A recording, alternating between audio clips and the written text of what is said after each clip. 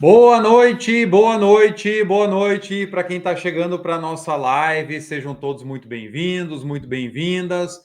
A nossa conversa hoje sobre identificação do escopo no FEL, a parte principal, vamos dizer assim, de todas as estimativas de prazo e custo, discussões sobre riscos, pleitos em contratos e muitas outras coisas que acontecem aí com base no escopo. Vamos lá. Quero saber, como sempre, da onde que vocês nos acompanham. Vão usando o chat para se apresentar, colocar aí de onde vocês estão assistindo essa live e colocar também quais são as principais dificuldades que vocês têm com o escopo de projetos. Como é que anda o escopo do seu projeto? Como é que anda a declaração de escopo do seu projeto?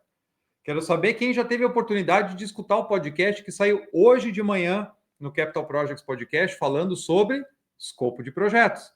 A gente vê a dificuldade que é não só trabalhar a identificação desse escopo nas fases iniciais do projeto, mas também a gestão dele ao longo da obra, porque a gente sabe, você começa um projeto novo, começam as querências, aí vem áreas que não foram envolvidas, vem áreas que começam a achar que já que você tem o CAPEX, o famoso CAPEX na mão, então ali tem um espaço grande para jogar as suas querências.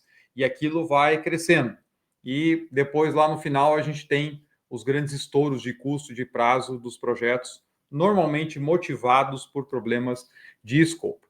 Então, vamos lá. Quero ouvir de vocês. Estou com 3 telas aqui, mas vou acompanhar a discussão no chat. O Mário Rueda já chegou. Boa noite, tudo bem? Sara também, de São Paulo. Mário está onde hoje? Coloca aí para mim no chat. E vamos embora. Vamos falar de escopo, porque por que eu decidi trazer esse tema? Depois que a gente falou de metodologia FEL, as bases principais, a separação em etapas, lá na conversa da semana passada, hoje eu decidi trazer o tema de escopo, porque é recorrente. Eu vou mostrar, inclusive, para vocês aqui os dados. Grande parte dos meus alunos e também da comunidade que eu tenho ali no LinkedIn, dos profissionais, apontam que tem dificuldades em escopo de projetos. Porque, como eu falei no começo, é com base no escopo que nós fazemos as estimativas. E depois, quando o projeto tem os desvios, poxa, mas espera aí, não era esse custo, não era esse prazo e tudo mais. Então, vamos colocando aí. Ó, a Tatiane está em Paragominas, o Mário Rueda está em São Paulo. Muito bom, legal. Rodrigo Bisotto, bem-vindo, está em Belo Horizonte. Vou para BH 2 vezes em outubro, hein? Ó, vou colocar na minha tela aqui, então, a apresentação de hoje. Depois vocês me avisam aí no chat se está tudo certo, se está aparecendo para vocês. Vamos lá, vou colocar ali a apresentação. Identificação do escopo no FEL, por que os projetos falham? Você pode olhar. Pegou um projeto que teve grandes desvios e aí o céu é o limite. 20%, 30%, 80%, 100%, 200%. Vai investigar quantitativos de materiais e serviços que foram entregues lá no final, compara com aquilo que foi aprovado lá no final do básico, por exemplo. Você vai enxergar as grandes diferenças que aconteceram e que explicam uma boa parte daquele desvio que o projeto teve. Legal. Apresentação na tela. Vamos lá. Deixa eu só achar o meu mouse aqui. Beleza. Então, bom, acho que todo mundo aqui já me conhece, se participou da live anterior.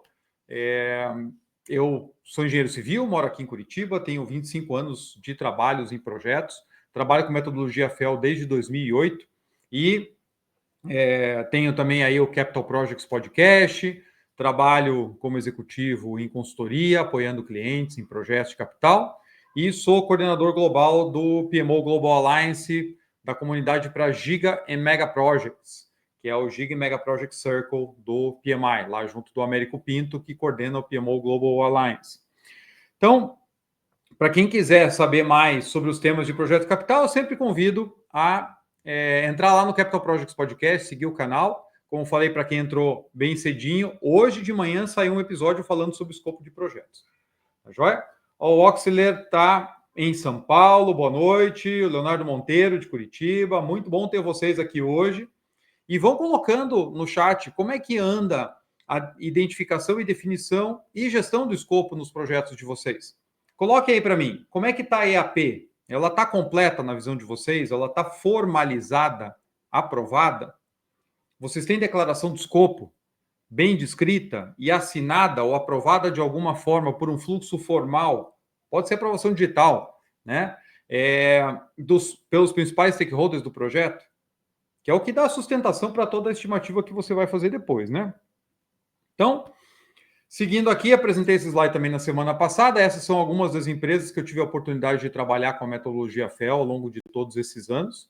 E a gente enxerga que as dificuldades são comuns na boa identificação de um escopo de projeto, numa boa quantificação daquilo que tem que fazer parte ou não, na dificuldade do envolvimento das partes interessadas na hora de definir um bom escopo. Quem nunca passou por uma situação de chamar operações e manutenção para contribuir lá no nascimento de um projeto, lá no projeto conceitual, por exemplo, e aí o pessoal não vai porque não tem tempo? E aí me conta aí, o que acontece na obra, a hora que você vai tentar entregar aquele ativo para quem não apareceu lá nas reuniões, para quem não validou a engenharia? Escrevam para mim aí, que eu quero ver se está mais ou menos parecido com aquilo que eu já passei bastante, certo? Então, o que a gente precisa? Começar muito bem o projeto, a definição do projeto, porque a partir da hora que eu defini ali bons requisitos, de maneira bem identificada, de maneira muito clara, e a gente vai passar por isso aqui rapidinho, isso se transforma depois num bom escopo de projeto, que está validado entre as partes e dá a você o conforto de que você vai trabalhar em cima de uma base sólida. Lembre que eu falei lá na conversa passada, a metodologia FEL, ela é dividida em etapas, para que em cada etapa você tenha foco naquilo que precisa ser feito naquele determinado momento, para dar a você uma base estável para que você continue desenvolvendo o projeto nas etapas seguintes. A cada ponto, né, a cada passo que a gente dá dentro de um projeto de engenharia e construção, esse passo tem como embasamento aquilo que nós definimos nas etapas anteriores. Então, o FEL organiza isso. E melhor, o FEL otimiza esse processo. Eu sei que tem gente que fala, porque o FEL é burocrático, o FEL é lento, isso é tudo mentira. Né? Quem já fez o curso GPI FEL, o curso de gestão de projetos industriais, com o uso da metodologia FEL, sabe bem do que eu estou falando. Você traz o menor input necessário para ter um melhor ganho para o projeto. A gente falou disso na live passada. Eventualmente, quem perdeu, está lá no YouTube, tem também no histórico do LinkedIn, vocês vão encontrar por aí. Ó, a Tatiane comentou aqui, existem alguns desvios quando o cliente não sabe bem o que quer e vai mudando o projeto ao longo da execução. Olha só, né? É raro, mas acontece todo dia, né, Tatiane? Vai sempre querendo mais e mais, além daquilo que foi previsto, ou mudando o que ele já tinha aprovado. E isso acontece mesmo já tendo aprovação anterior. Então, veja só o desafio para o nosso trabalho de gestão, né? Porque não basta só formalizar, mesmo em ambientes onde você tem uma formalização, muitas vezes os requisitos não se mantêm.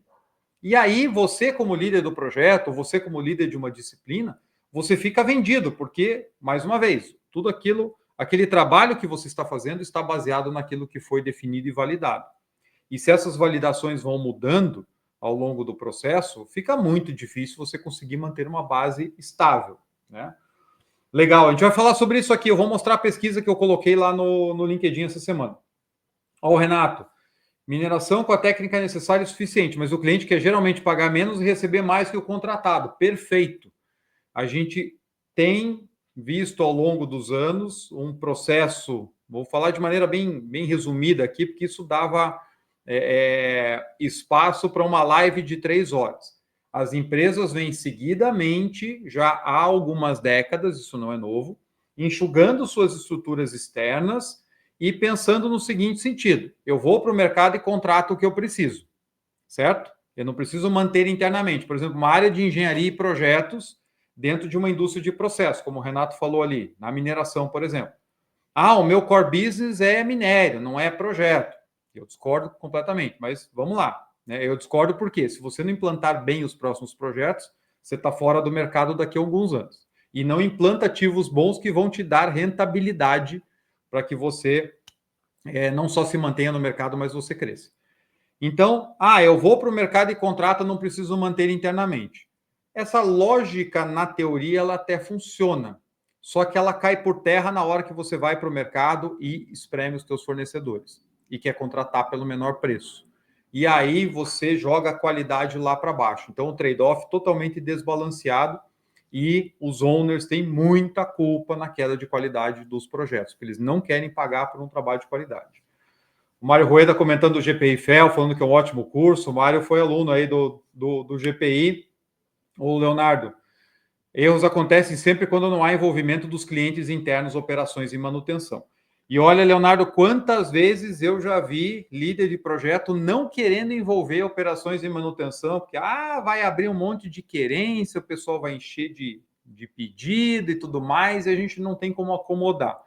Não dá. Tem que ter um balanceamento, obviamente, como já foi até colocado. Tem gente que pede coisa demais e vai mudando, inclusive. Então, a gente vai falar disso. Tem que ter uma governança em cima desse processo. Mas não dá para não envolver o cliente final, não é verdade? Então, vamos lá. O escopo ele é fundamental porque ele vai definir o que vai ser entregue. A gente não tem nem como exagerar mais na importância do escopo para um bom projeto. Só que na correria que nós vemos o desenvolvimento dos empreendimentos, a gente vê que várias etapas super importantes são deixadas de lado. E, naturalmente, o escopo ele nasce identificado de maneira parcial. E isso traz um risco imenso para as estimativas. As empresas tomam decisão com base nos dados que elas têm, tanto lá no FEL 2, no nível de conceitual, como no FEL 3, no nível de projeto básico, e vão descobrir lá no detalhado que, poxa, o quantitativo explodiu, agora o custo é muito mais alto. E aí você tomou decisões erradas, você não entrega o ativo no prazo. Se o escopo está mal identificado no começo, muito possivelmente esse ativo que você vai entregar não vai ter uma boa performance e uma coisa vai puxando a outra. Então, mais uma vez, desde o começo desse processo, eu preciso ser muito, muito criterioso em relação a esse levantamento. Se o escopo não está claro, eu não posso continuar seguindo. Lembre que o FEL, a gente falou lá na semana passada, ele vai trabalhando em etapas, com as suas entregas específicas, como eu já citei hoje, e um dos intuitos entre uma fase e outra de você ter o portão, que é onde você tem que fazer um cheque de qualidade daquela fase, é não deixar que o processo, que o projeto passe para a etapa seguinte com pendências sérias. Porque isso vai deixar aquela bola de neve que por enquanto é pequena, vai deixá-la crescer na próxima fase. Então todo mundo com certeza já viveu isso. O FEL, como eu falei, ele vem para organizar esse desenvolvimento e otimizar o processo. Tá? Vamos lá. Marcos Vieira perguntou aí do próximo curso na virada de setembro a outubro. Fica ligado aqui, né? Para quem não está ainda nos grupos de WhatsApp, no final da apresentação também vou deixar o QR Code para vocês entrarem, que a gente vai colocar toda a informação ali. Tá joia? Quero te ver na próxima turma, hein? Vamos lá. Gente, por que depois de falar das bases do FEL semana passada, por que a live de hoje é sobre escopo? Tá? Aqui na tela eu não consigo dar mais evidência para isso. Um recorte aqui com centenas de alunos que já passaram pelo curso de FEL. Eu perguntei para eles quais são as suas maiores dificuldades em projeto. Mais de 80%. 80%. Escopo mal definido. Olha só. Então não tem como a gente não dizer que o elefante está no meio da sala. Certo? E se a gente olhar ali os motivos 3 e 4, atrasos no cronograma, estouro de orçamento, muito disso tem origem num escopo mal levantado, porque eu fiz a minha estimativa com base no escopo que estava disponível. Certo? Prioridades conflitantes entre prazo e custo, também já foi citado um pouco por vocês, né? O cliente quer tudo, ele quer o projeto entregue para ontem, custando o mínimo possível com a máxima performance. E aí a gente falou também na sessão passada, lá na semana passada, a gente vai muito para o fasejamento. Enquanto eu estou no FEL, parece que eu estou perdendo tempo. E, na verdade, é onde eu estou ganhando o jogo. É onde eu estou definindo o melhor escopo, o melhor ativo para atender a necessidade de negócio e estou fazendo a melhor preparação para poder ir para campo e, de fato, executar. Então, eu estou ganhando o jogo antes de ir para campo. Eu estou ganhando o jogo antes de colocar os editais no mercado para contratação. E uma das grandes diferenças entre eu ter um bom contrato de obra e ter um contrato que vai ser um inferno é o escopo, não é verdade? E uma outra coisa que a gente vê, né, gente, muitos e muitos projetos, quando estão com o que a gente chama de um nível de maturidade muito baixo, ou seja, com indefinições de escopo, de planejamento, de análise de riscos, de envolvimento de operações de manutenção, etc. Muitos contratantes, quando percebem que, poxa, eu tenho uma equipe muito pequena para o tamanho do projeto, o desafio é muito grande, fazem o quê? Transferem o risco para o mercado, jogando em grandes contratos a preço fechado, preço fixo. Ou seja, justamente quando o projeto está pior, eu tento fazer a modalidade de contratação mais arriscada que tem. E aí, mais uma vez, eu armei a bomba relógio e jogo para o campo. E até o Marcos comentou ali, o que eu mais vejo em obras são projetos que iniciam sem ter engenharia definida. Isso, infelizmente, que deveria ser algo para chamar a atenção, assim, nossa, gente, peraí, pisa no freio, vamos terminar aqui, vamos ajustar o que precisa, acabou virando quase que regra. Você vai para a obra sem ter engenharia fechada. E aí a gente quer produtividade, a gente quer falar em BIM, a gente quer falar em automações, em robotização da construção, em modularização, em construção off-site, e não quer fazer engenharia. Não quer esperar a engenharia terminar. Não é verdade? E quantas vezes você até fecha a engenharia básica, e aí até, né, pegando o gancho naquilo que a Tatiane falou ali, por exemplo, você até fechou a engenharia básica, mas já está cheio de ideia de mudança e fala assim, não, isso aqui eu ajusto no detalhado. E pronto, já começou outra encrenca. Quero saber também quem que já escutou o podcast que o título é A Engenharia Detalhada Vai Atrasar. Eu devo ter colocado ele no ar há uns 2 meses atrás, mais ou menos. Explica muito disso que a gente está falando aqui. Então, muito bem colocado ali pelo Marcos. E aí, olha só que eu falei de tempo e requisitos. Eu coloquei essa enquete no LinkedIn, até dei uma chamada no grupo lá. Quem está nos grupos, acho que o pessoal participou pouco, porque eu fiz essa enquete no final do ano passado, começo desse ano, e participaram 200 pessoas, né? Hoje, de lá para cá, no meu LinkedIn tem mais uns 1.500 seguidores, tem mais pessoas nos grupos, né? E a gente teve menos votos. Mas a gente vê que o resultado foi exatamente o mesmo. Requisitos ou stakeholders que mudam ao longo do tempo, 48%. Olha o que a Tatiane comentou aí. Então, eu até fiz a lição de casa, só que o pessoal não mantém aquilo que tinha pedido, né? Então, não é a dificuldade primeira é a gente identificar e detalhar bem o escopo. A segunda, a gente conseguir manter esse escopo durante o projeto. E isso tem uma explicação, que eu já vou adiantar para vocês aqui. Quando o escopo muda muito entre FEL 3 e projeto detalhado e execução, você normalmente tem duas causas. Anotem isso, gente, porque isso aí a gente leva para tudo quanto é projeto. Projetinho de reforma de 10 mil reais a projeto de 10 bi. Primeiro ponto é, eu não identifiquei bem os requisitos ou não envolvi as pessoas que eu deveria ter envolvido, como já foi citado aqui, operações de manutenção, né? O Leonardo comentou. E o segundo é, eu tive fases de FEL 1 e FEL 2 muito imaturas. E aí eu tenho uma série de coisas que não foram resolvidas.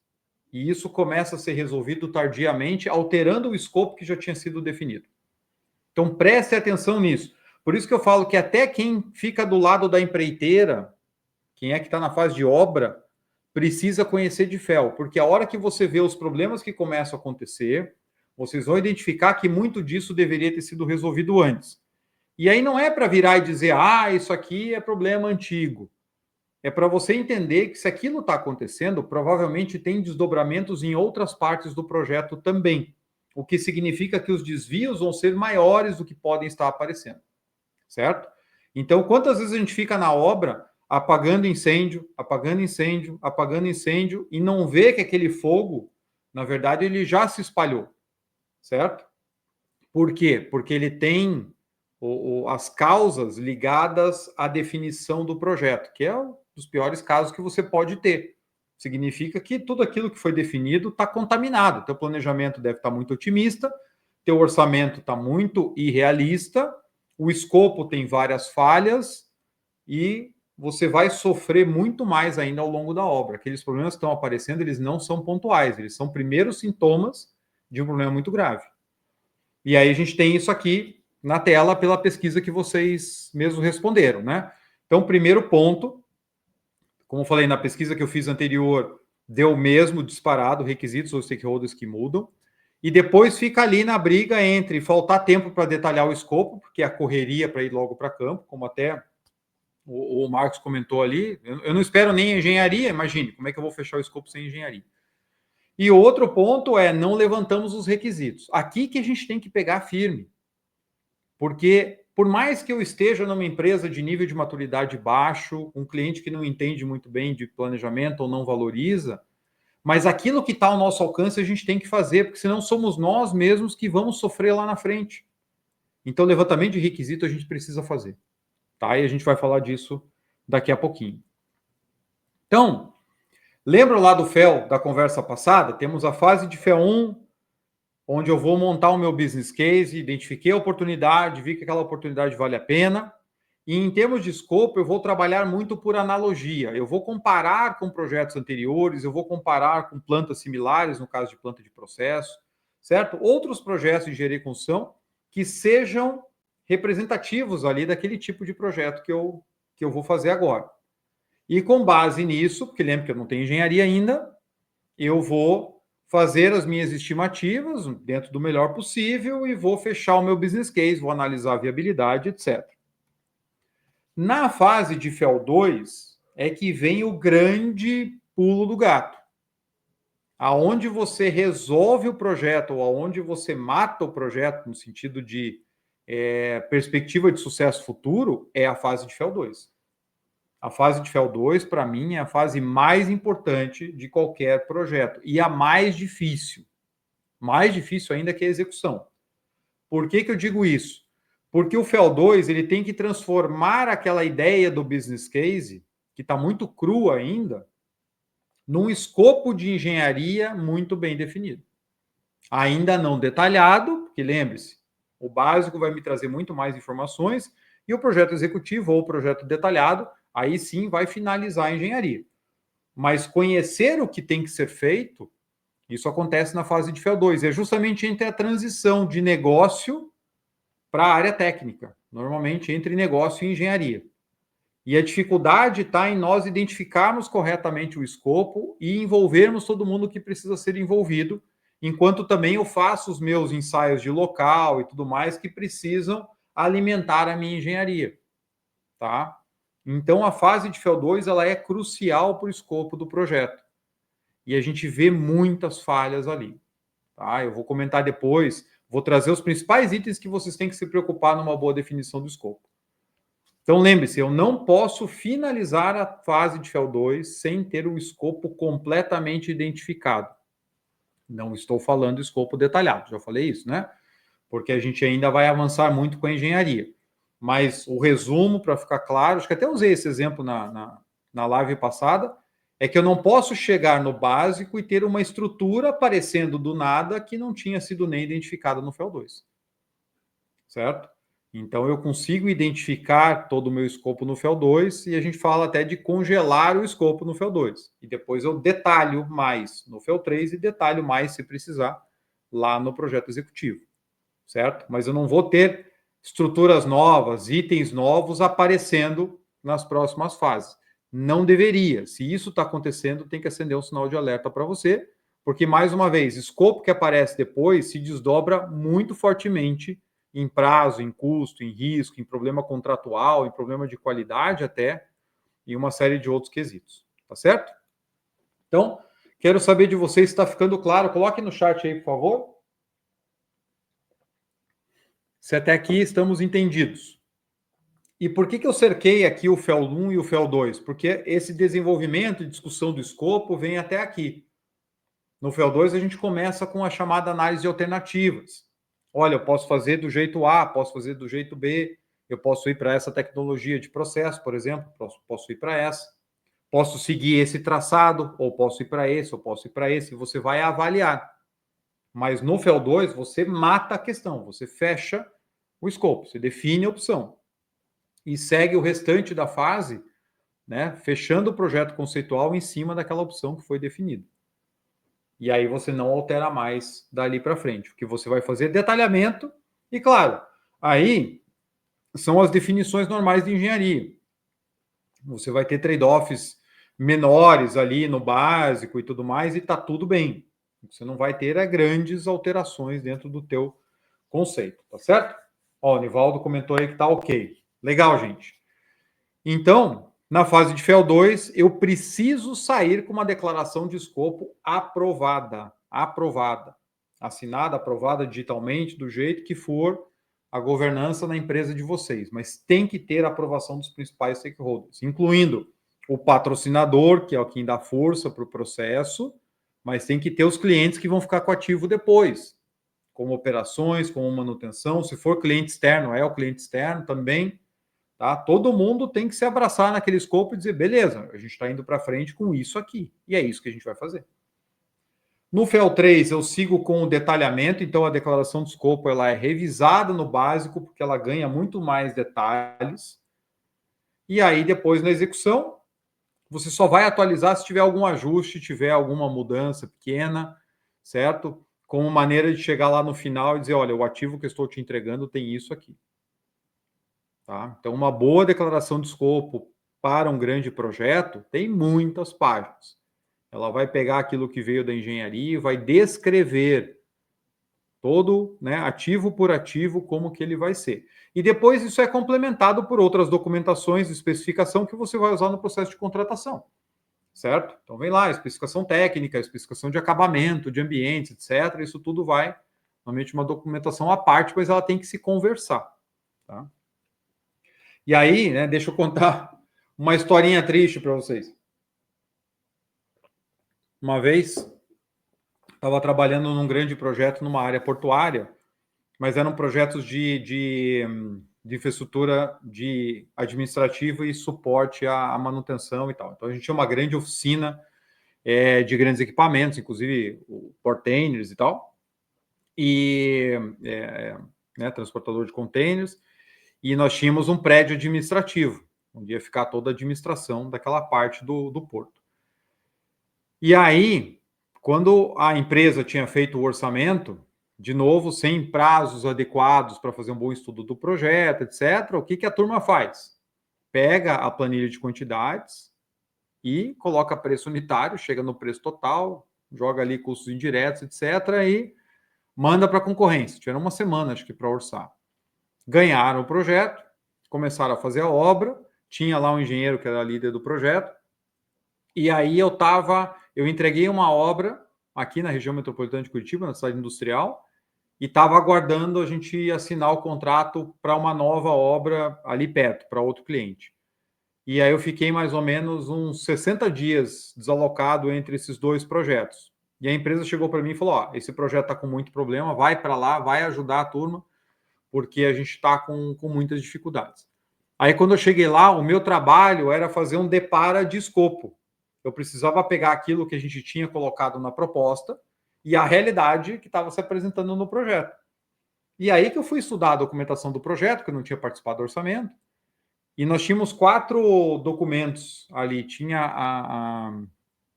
a requisição técnica, o memorial de encargos, o projeto arquitetônico, e fóruns estruturais e tal, mas falando, por exemplo, do prédio administrativo, e a planilha de quantidades.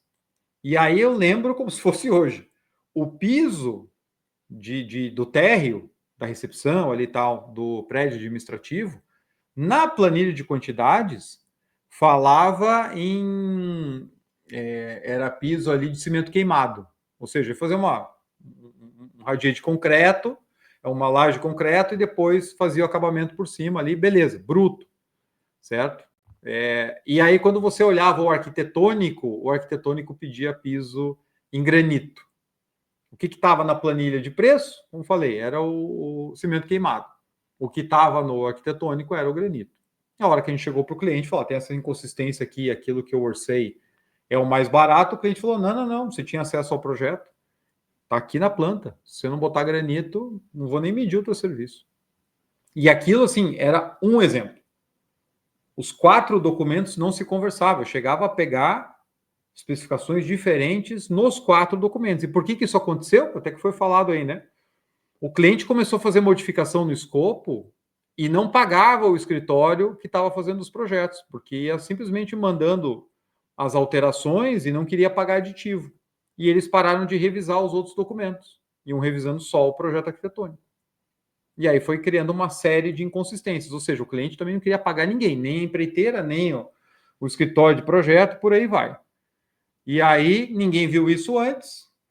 O que aconteceu? A gente saiu de lá com um prejuízo tremendo, assim, a gente tirou do bolso uns 25% do custo da obra. Ou seja, a gente pagou para fazer o projeto para o cliente e resolveu não brigar porque ia ter novos projetos. Quem nunca passou por isso quando é empreiteira? Não vão brigar muito aqui, porque senão a gente nunca mais pega nada. E o cliente usou isso contra a gente, falou, se vocês entrarem com pleito aqui, vocês nunca mais pegam obra aqui dentro. A gente não entrou com pleito, tomamos um enorme prejuízo e nunca mais pegamos outro projeto lá dentro. Então, vê que a conversinha não funciona muito bem. Bom, o escopo, como eu falei, ele é base para os grandes estouros que a gente tem de custo de cronograma. Não tem como. E aí eu trouxe alguns exemplos clássicos aqui, bastante conhecidos, que estão, alguns deles bastante conhecidos, que estão no livro do How Big Things Get Done, ou Como Fazer Grandes Coisas, do professor Ben Flubier, que eu já entrevistei no canal, um dos grandes especialistas. Estou olhando para ver se o livro está por aqui, não está. Grandes especialistas em megaprojetos do mundo, professor da Universidade de Oxford, que tem uma base de dados de mais de 20 mil projetos. E aí ele traz exemplos clássicos aqui, como o que está no fundo, a Opera House de Sydney. Tive a oportunidade de estar lá em 2008. É um monumento espetacular, mas foi um dos piores projetos da história, como a gente pode ver aí, em termos de gestão de projetos. Então, quando a gente pega grandes estouros, a gente vai ver que questões de especificação, de quantidade, né, e até soluções de projeto foram muito deficientes para poder gerar aquele impacto. Então, só para ilustrar um pouquinho, não quero entrar muito em casos muito clássicos, porque quanto já se falou da Opera House de Sydney em cursos básicos de gestão de projetos. Mas, por exemplo, questões que chamaram atenção para mim quando eu estudei um pouco mais da história e até contei no podcast,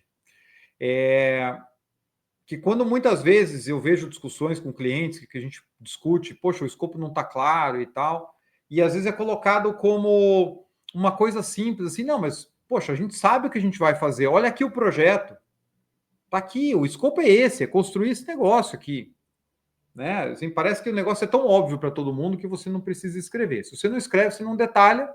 Se você não detalha, a tua engenharia também não vai sair boa, porque como é que você vai garantir que cobriu tudo? E aí vai descobrir depois no dia a dia a dificuldade. Então, um caso emblemático, para a gente pegar um exemplo bastante conhecido da Opera House, eles levaram 2 anos só para conseguir descobrir como fazer as conchas de cobertura. Ah, mas não estava desenhado? Estava, mas desenhar é uma coisa, você construir é outra.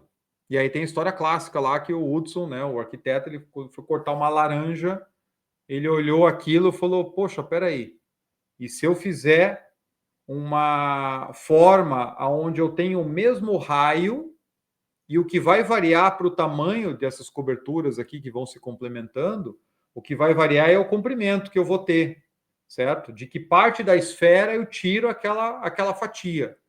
Mas se eu mantiver tudo com o mesmo raio, eu consigo criar uma estrutura que eu posso replicar.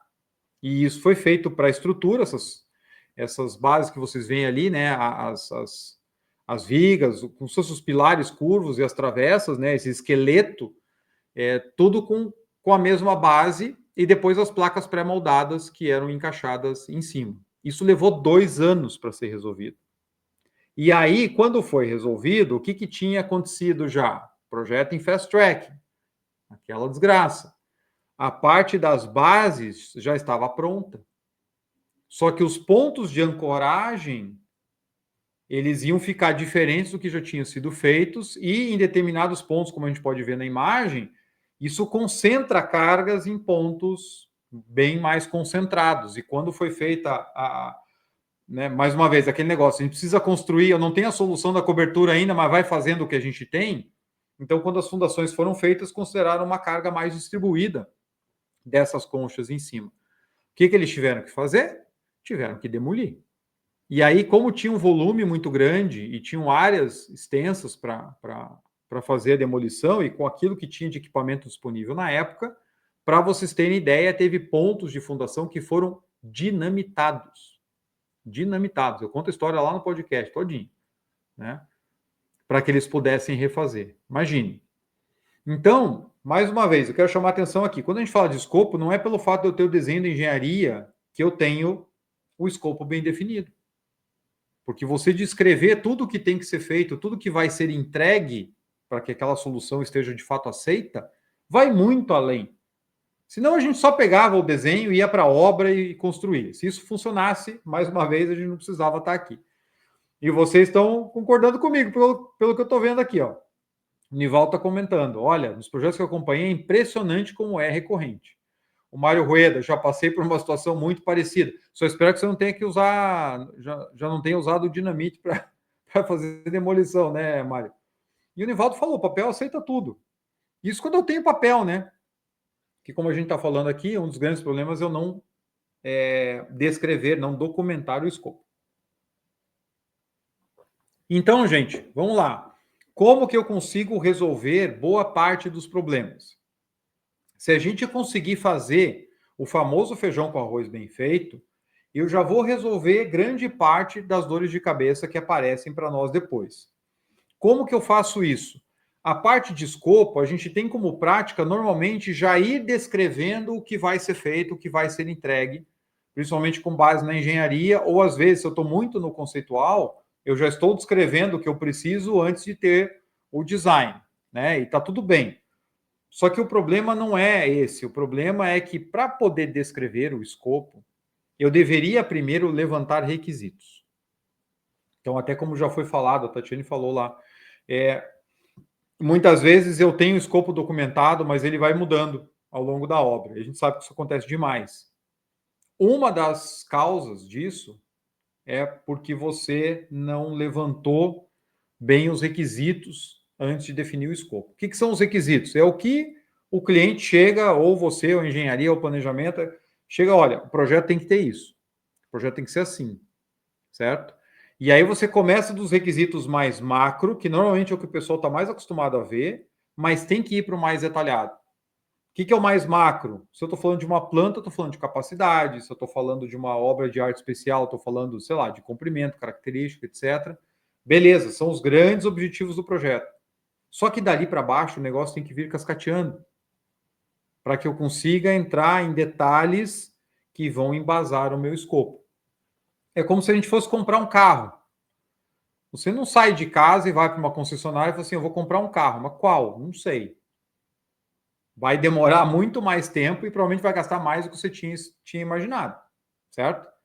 Então você sai do objetivo maior e começa a vir reduzindo aquelas possibilidades. Não, eu vou comprar um carro, tem que ser uma SUV, porque eu preciso de espaço, de porta-mala, tem criança pequena, tenho isso, tem aquilo. Então você pega os requisitos primeiro, entendeu? Olha, tem que ter espaço de porta-mala, tem que ser, sei lá, um carro tem que ser um pouco mais alto. Por exemplo, a entrada da minha casa aqui, ela tem um ângulo bem chatinho ali entre a rampa de entrada e a calçada. Se for carro baixo, tiver carregado, ele raspa embaixo. Então você começa a levantar esses requisitos. E eles é que vão dar origem ao escopo. Como é que você faz isso? Você tem que entrevistar as áreas que são participantes do projeto. E aí você vai marcar o que tem que ter, quem foi que pediu, quem foi que definiu isso, certo? Porque na hora que você for fazer isso, também vão aparecer requisitos conflitantes.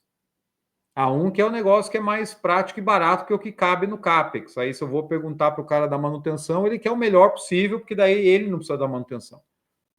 Só que o melhor possível não dá para pagar. Como é que eu alinho isso?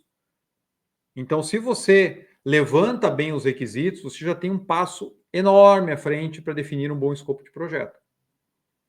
Eu fiz um projeto uma vez, só que daí não era na parte de construção, mas foi um caso bem emblemático para mim, porque assim, foi um projeto na área de sistemas, na área de TI, lá no começo da minha carreira, e era um projeto de 4 meses.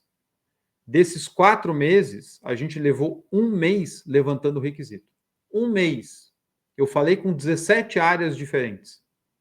E aí eu ia de um em um, perguntando. Porque era uma área, era um sistema que integrava vários módulos. Então eu tinha que falar com o responsável de cada módulo, explicar o que era o projeto, perguntar se ele se via impactado por ele. Aí perguntar o que da tua área tem que ser incluído dentro desse sistema, que horas que você acha que você tem que ser envolvido de novo. E uma outra pergunta bacana que eu fazia no final: com quem mais você acha que eu tenho que falar? Porque aí, nossa, surgia muita coisa. Assim, já falou com fulano? Não, porque isso aqui não vai afetar o sistema dele. Não vai porque tem A mais B mais C. Puxa, aí eu ia lá falar com fulano, o cara vinha com um monte de requisito. Então, não economizem tempo nessa etapa. Não quero dizer que vocês tenham o tempo todo que vocês querem para poder fazer. A gente até viu na pesquisa ali que falta de tempo é um dos grandes pontos para a gente não levantar bem. Mas o que eu quero dizer é o seguinte: não partam direto para descrever o escopo sem separar escopo de requisito. Requisito é característica, demanda, limites, certo? Porque isso te ajuda a especificar o que vem depois. E se está muito bem baseado em requisito, a chance de mudar muito o escopo é menor. Não quer dizer que não vai mudar. A chance é menor. Tá claro? Levantar requisito não é um negócio tão difícil quanto possa parecer, gente. E não é só para projeto de software. Como eu falei, eu vou fazer uma estrutura, como é que ela é, como é que eu vou fazer. Por exemplo, um cliente está fazendo um projeto bem complexo que ele vai ter que cortar um viaduto no meio e fazer uma emenda. Só para definir ali, primeiro, você vai interditar um espaço que ele tem trânsito 24 horas por dia, e é privado, né? É uma área de carga. Então, assim, vai trazer transtorno. Quanto tempo de fato eu acho que eu consigo fazer intervenção? Que característica que eu tenho que ter? Eu vou ligar duas estruturas diferentes, uma mais antiga projetada de um jeito, uma mais nova projetada de outro. Eu vou ter problema nessa junta. Como é que eu vou tratar essa junta? Quais são os critérios ali que eu uso para rampas verticais e curvas na horizontal para poder manter o tráfego mesmo tendo que fazer um desvio? Então, assim, é uma série de coisas que você tem que discutir. Não fique confortável e dizer assim, não, é só seguir as normas. Beleza. Imagine a tua casa, você pode construir a tua casa de 500 maneiras diferentes, seguindo tudo quanto é norma da BNT, NBR, etc. Vai ficar do jeito que você quer? Não. Se você não detalhar o que você quer e por que você quer, não vai ficar. Então isso serve para qualquer projeto. E aí o outro ponto que vem amarrado são as mudanças que vocês mesmos já trouxeram aqui como desafio. Então pode mudar? Infelizmente pode.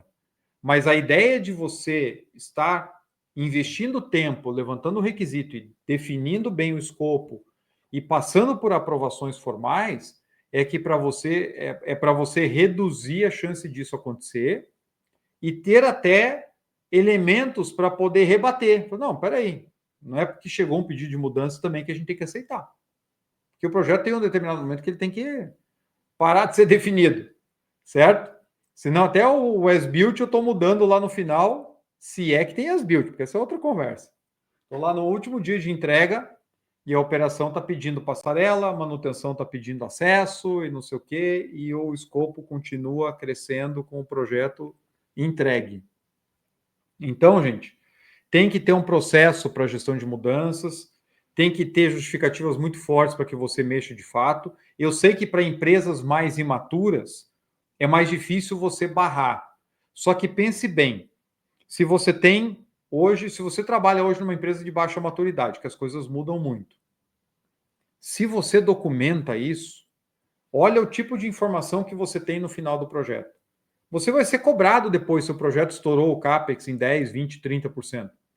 E se você tem que 80% disso veio de mudanças que aconteceram depois que você aprovou o projeto lá atrás, você tem todos os elementos na mão para chegar e falar assim, estourou mesmo, e está aqui, ó.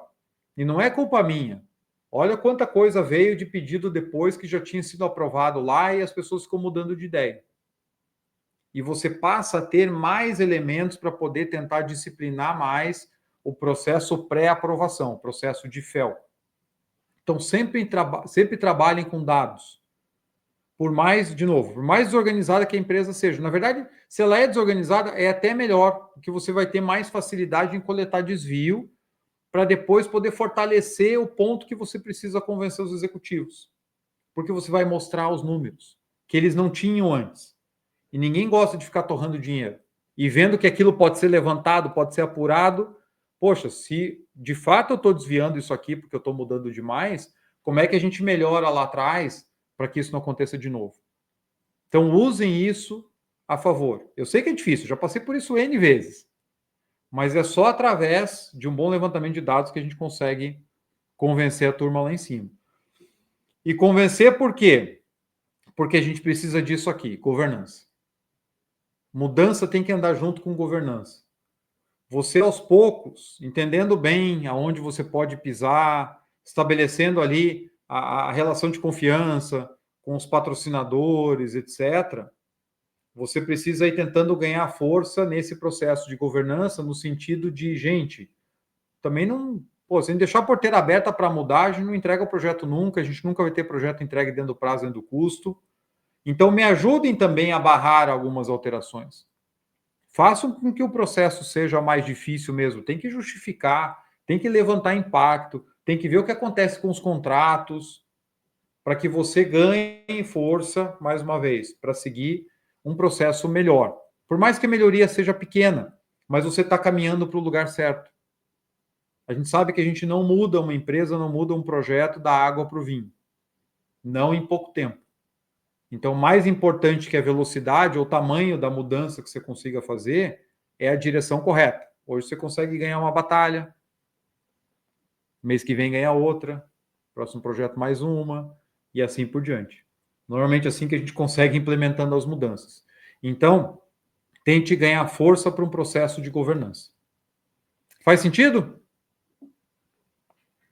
Olha só, o Nivaldo comentando que sempre acontece, o punch list que serve muito mais de lista de querência, olha, governança para poder barrar isso. Mário comentou muito bem. Tem que documentar e no final tem que encerrar a etapa. Se não encerrar a etapa, as mudanças continuam chegando, o punch list continua crescendo. Eu tive um relatório esses dias aí que a gente mandou, aí o cliente falou, ah, não, inclui mais isso, isso, isso. A gente foi e fez, devolveu. Aí pegou, ah, não, inclui mais isso, isso, isso. Quer dizer, trazendo coisas além do que já tinha sido pedido lá atrás e dizendo, ó, tô devolvendo porque não atendeu. Não, a gente atendeu os comentários, agora está pedindo mais coisa. Então, a gente começa com um processo mais disciplinado que nos traz o benefício de entregar um projeto mais previsível e de melhor qualidade. Outros pontos para a gente se preocupar. Lembra que eu falei que ia trazer uma lista aqui de pontos que eu vejo com muita frequência que causam problemas de escopo e se refletem depois em prazo e custo, pelo menos. Vamos pensar no seguinte, tem os termos ali em inglês, né? Inside Battery Limits, ISBL, e Outside Battery Limits, OSBL. O ISBL vamos pensar numa planta de processo, que é o escopo mais clássico, você pegar a tua linha de processo, da onde entra a matéria-prima e sai o produto final lá no final, você pega essa linha inteira, é como se você passasse uma cerca ao redor dela, isso a gente chama de ISBL, é o coração daquele processo. São os grandes equipamentos, estão ali as tubulações e tal, né? Normalmente, as empresas dão muito foco para isso. Por quê? Porque é o escopo principal do projeto, é a parte principal. É o que vai trazer o dinheiro depois na operação também, certo? Agora, uma das grandes falhas é que tem empresa que acha que na fase de FEL 2, fase de conceitual, eu preciso só fechar o fluxograma de processo.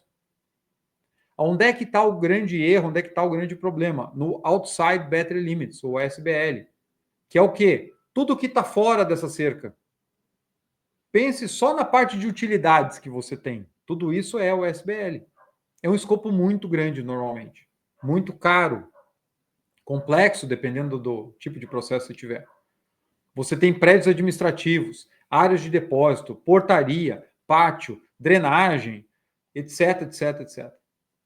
Então, quando eu vejo grandes desvios de custo do FEL1 para o FEL2, normalmente do FEL2 para o FEL3, normalmente é porque o SBL foi muito subestimado na fase anterior. Tá? E aí entra o resto, como eu falei, acessos, a logística operacional. Daqui a pouco chega a tua operação e fala assim, eu preciso ter um espaço aqui para isso, eu preciso ter um depósito ali para aquilo, eu tenho que ter, no caso da mineração, tem que pôr uma pilha pulmão aqui, porque se o processo parar, eu não paro o resto, etc. E o negócio começa a crescer. E aí começa, inclusive, a aumentar espaço da planta, afastar os prédios, aumentar volume terraplenagem, porque eu estou aumentando a área, mexe no licenciamento e por aí vai. Estruturas de apoio operacionais e administrativas. Eu uso sempre o exemplo do vestiário e do refeitório. Quem já fez lá o curso GPI também já viu. Eu posso ter pequenas variações de área, de refeitório, de vestiário e área administrativa até entre o FEL2 e o FEL3. Eu não posso descobrir no FEL3 que, poxa, eu preciso de um refeitório. Aí não, né? Porque se eu definir processo, eu inclusive já tenho headcount, que pode mudar um pouquinho, mas não muito. Se eu tenho headcount, eu sei quais são esses espaços que eu vou precisar. E eu não vou errar tanto na minha estimativa. Certo? Porque não pode uma estrutura aparecer no FEL3 do nada. Sistemas de TI e automação, inclusive, faltou colocar aqui. Segurança patrimonial, condicionantes ambientais que vão entrar no teu CAPEX e às vezes envolvem serviços relevantes. Condicionantes sociais, restrições de execução que vão te atrapalhar muito. Então, às vezes, é algo que não aparece muito claro na engenharia, no sentido de não vai ser representado na planilha de quantidades. Poxa, eu vou ter um espaço muito apertado para trabalhar, para construir uma estrutura, pouco espaço para colocar equipamento. Isso não aparece no teu quantitativo, mas aparece demais na hora que você faz o planejamento. E reflete em custo também. Itens de segurança e muito mais. Então, gente, não esqueçam de ter uma visão mais holística e definir bem o seu escopo.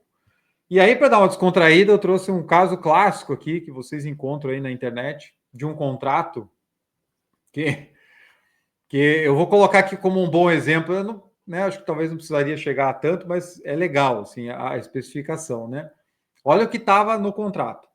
A contratada para as reuniões matinais deverá fornecer sanduíches de bacon acompanhados de chá e café. Poxa, os meus empreiteiros não traziam nem bolachinha. E eu que tinha que passar o café e comprar bolachinha no mercado para a gente ter na reunião. Os sanduíches deverão ser preparados em pão branco com manteiga. Não é admitido margarina ou similares. E a contratada ainda deverá disponibilizar o molho de tomate Heinz, tem que ser Heinz, e molho HP, que eu não sei o que é, para complementar o sanduíche servido nas reuniões. Não serão aceitos equivalentes ou substitutos. Então, viram só como a gente faz uma boa especificação? Dá para fazer, né? Dá para detalhar. Como é que anda o sanduíche de bacon da sua obra? Essa é uma pergunta importante. Bom, para a gente entender um pouquinho do comportamento dos projetos, a gente vai voltar nisso daqui a 2 lives. Então, até para já avisar vocês, já marcarem na agenda, e depois no último slide também eu vou deixar o QR Code para quem quiser entrar no grupo VIP e ficar por dentro de todos os alertas, né, das próximas lives e receber aí os conteúdos exclusivos. A gente vai ter uma próxima live na quinta que vem também às 19 horas. Então, assim como foi semana passada, está sendo essa semana que vem também na quinta-feira às 19 horas. E na semana que vem a gente vai falar sobre prazo, certo? Sobre cronograma.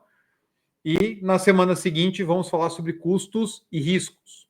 E aí a gente vai voltar nessa figurinha aqui que muita gente já conhece, que é a figura das classes de estimativa da ACE versus o quanto se espera que a estimativa do projeto mude ao longo do seu desenvolvimento de acordo com o nível de maturidade. Então, só para ficar bem claro, para fazer uma correlação direta aqui com o FEL, normalmente classe 5 é FEL 1, classe 4 FEL 2, classe 3 FEL 3. Classe 2, projeto detalhado, classe 1, eu já estou na obra com os contratos firmados e aí são estimativas de controle.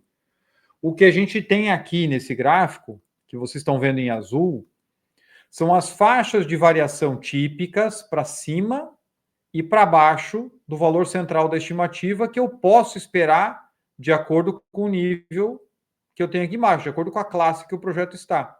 Então, vocês estão vendo aqui a estimativa de FEA1, ela pode variar demais. E isso faz sentido. Por quê? Porque eu não comecei nem a desenvolver minha engenharia ainda. Na classe 4, eu ainda tenho uma faixa de variação esperada bastante representativa. Eu estou lá no meu projeto conceitual.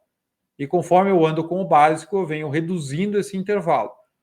Isso, né, tem que ser levado com muita parcimônia, porque assim, se você trabalha com um tipo de projeto que se repete, vai identificar que de repente você tem estimativas melhores já desde início, tá? Mas para projetos que envolvem inovação, novas tecnologias, normalmente os desvios são maiores do que os que estão aqui, tá?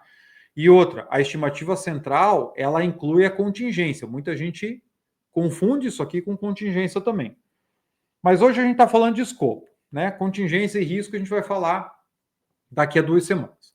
Então, por que eu trouxe isso aqui? Porque tem um dado bem interessante, que está relacionado também a custo, no livro do John Holman, no primeiro volume, que é Quantificação de Riscos em Projetos. Eu já entrevistei também o John Holman lá no podcast. Gente, quem tiver a oportunidade, é uma das maiores mentes que a gente tem em engenharia de custo e riscos.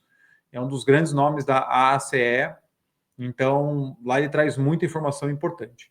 E ele traz nesse livro uma amostra que ele tem de projetos de hidroelétricas. E ele compara como que estavam as estimativas de FEA1, FEA2 e FEA3 daquele grupo de projetos versus o que seria, vamos dizer assim, o esperado pela AACE.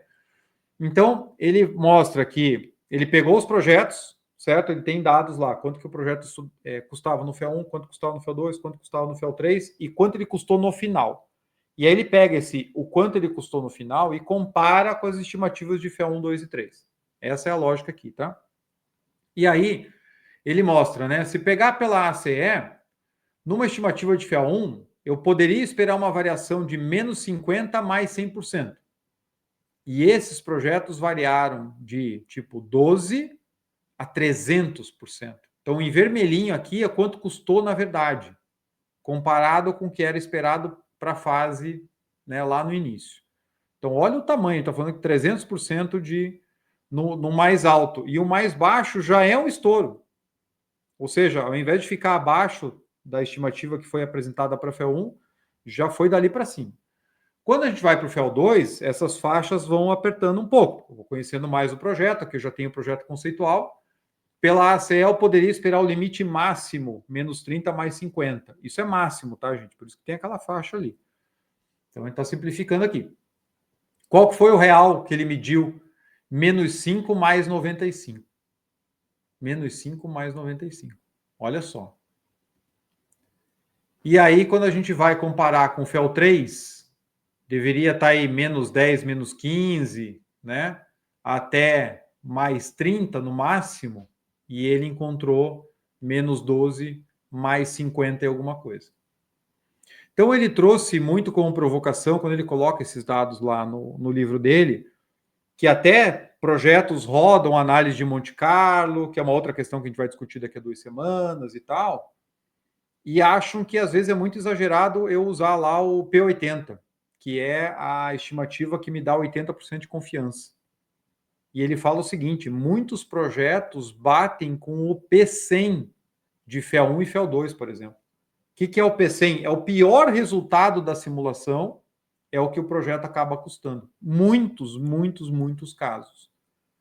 E aí, qual que é a provocação dentro do FEL, gente? É que se você jogar essa estimativa dentro do FEL, dentro da análise de viabilidade, provavelmente o projeto vai dar inviável. Agora, se é para ser inviável, é muito melhor matar ele muito cedo, não é verdade? Por isso que tem os portões. Então, eu preciso identificar muito bem o escopo do projeto, que é a nossa conversa de hoje, o mais cedo quanto possível, porque eu só consigo quantificar em prazo e custo aquilo que eu estou enxergando, aquilo que eu estou vendo, aquilo que eu conheço. A gente é bom em estimar aquilo que a gente conhece, mas a gente é muito ruim em perceber o quanto eu não conheço. E é esse o quanto eu não conheço que gera esses estouros tão grandes. E isso está ligado ao escopo do projeto. Tá certo? Gente, ficou claro para vocês? Por favor, me respondam no chat aí. A gente falou bastante aqui de desvios de custo, que são consequências de um projeto mal definido. E isso é transmitido através de crescimento de escopo. O escopo que eu entrego não é o escopo que eu orcei lá no começo. Então, a gente tem que trabalhar muito nas etapas iniciais para conseguir identificar o máximo possível desses elementos, porque ao identificar eu tenho uma melhor precisão nessas estimativas. Tá? Eu nem gosto muito de usar o termo precisão, mas assim, o propósito é esse mesmo, certo? É você não errar muito naquela estimativa que você está colocando. Ó, o Álvaro está concordando, o Marcos também. Legal, gente. Se tiverem dúvidas, coloquem aí. Está chegando o finalzinho aqui da nossa conversa, certo? Mas eu quero convidar quem ainda não está nos grupos de WhatsApp, acessa aí o QR Code, se inscreve lá, tá? Quem já está no grupo 1 não precisa entrar no grupo 2, você vai ficar recebendo mensagens duplicadas aí, mas quem não está, se inscreve, porque assim que a gente agendar a live da semana que vem, a gente vai colocar no grupo. Entre lá no LinkedIn, clica para se inscrever, porque ele manda o alerta para você quando tiver para começar, e aí você não perde nada, já vai direto no link, fica muito mais fácil. Tá certo? Quero convidar então vocês para a semana que vem, a gente vai falar sobre cronograma, sobre prazo de projeto, como é que isso funciona durante o FEL, como é que eu consigo reduzir desvios de prazos, atrasos muito grandes. Isso a gente vai tratar então na quinta-feira, 19 horas, e eu espero vocês aqui. Essa live, para quem pegou pela metade, ela vai para o YouTube, provavelmente já amanhã, certo? E você consegue acessar por lá também. Dá para ver a reprise pelo LinkedIn, mas às vezes o LinkedIn é meio difícil de você achar postagens que você tenha perdido, né? Mas pode entrar no meu perfil e lá nas publicações e vai achar também. E eu espero vocês aqui na quinta-feira que vem, então, a partir das 19 horas, para a gente falar sobre prazo de projetos e como é que eu consigo melhorar as estimativas de cronograma a partir de um FEL bem feito. Como que toda essa fase de front-end loading do FEL me ajuda a ir para a obra com um cronograma muito mais confiável e bem melhor estruturado para demonstrar a real lógica que o projeto vai ter na execução. Isso me ajuda, né, nas simulações de risco, me ajuda a entender as interferências, me ajuda a mapear as interfaces entre as contratadas e também me evita o problema de descobrir, depois que contrato a empreiteira, que os prazos são muito mais longos do que eu tinha estimado. Tá certo? No mundo que a gente vive de pressão de prazos cada vez mais curtos, é fundamental a gente entender o que serve de base para o meu cronograma, para não simplesmente jogar um desejo para o mercado e botar uma multa em cima, dizer, não, agora o fornecedor aqui vai ter que se virar em fazendo o prazo que eu pedi. O mundo não funciona desse jeito. Tá joia? Então vamos lá. O Restoni comentou, excelente quando se adota a metodologia implementar a governança. Muito bem. Quantas e quantas empresas a gente conhece no mercado que tem processos de FEL escritos e não seguem? Então, esse é um outro mito. Eu preciso trabalhar numa grande empresa para trabalhar com FEL. Não. O FEL vem muito do que você faz na prática ali, no pré-obra, do que você estar em ambientes que tem muita documentação. A documentação do projeto ela vai ser necessária, claro, mas uma base de processo não te leva a lugar nenhum se você não utilizar. Até tem uma frase no livro do Edward Merrill, o Industrial Mega Projects, esse está aqui atrás, está lá em cima, que ele fala de maneira muito clara, nenhuma base de processo traz vantagem competitiva. Essa é a primeira frase. E se a gente parar por aí, vai ter um monte de gente que não gosta de documentação e processo, vai apontar assim, tá aí, ó, não preciso ter porque não traz vantagem. E aí ele complementa, apenas o uso disciplinado dessas práticas traz para a empresa uma vantagem competitiva. Ou seja, conhecer de FEL, beleza, mas o que vai trazer diferença é o quanto você consegue aplicar de fato nos seus projetos, porque é isso que vai se transmitir em resultado. Acho que faz bastante sentido, né? Acho que é um ponto bom para a gente encerrar aqui. Ó, o Marcos agradecendo. Eu que agradeço a participação de vocês. É muito bacana poder ter essa interação ao vivo, mesmo que seja pelo chat. Deixa a sessão muito mais dinâmica. E a gente vê que o conteúdo aqui está fazendo sentido para vocês de alguma forma e vai ajudar. Mário também, obrigado. Oxler, obrigado pela participação. Leonardo, como sempre, Leonardo está sempre aí, é um cara super dedicado em todas as lives também do GPI, estava lá, traz perguntas, a gente troca figurinha, e é isso que a gente espera, né, dos profissionais que estão nessa comunidade buscando projetos melhores. A gente quer fazer uma boa definição do escopo, não é porque a gente quer pegar a EAP, a declaração de escopo, botar num quadro e botar na parede. A gente quer ter uma vida um pouco menos difícil no campo. Ter vida fácil na obra não existe. Mas eu não quero criar mais problemas do que aqueles que eu já sei que eu vou ter na obra por não definir o que eu tinha que ter definido antes. Tá joia? Renato, obrigado também. Tarso, espero vocês quinta-feira que vem no LinkedIn às 19 horas para a gente falar sobre cronograma. Tá joia, gente? Um abraço, uma ótima noite a todos.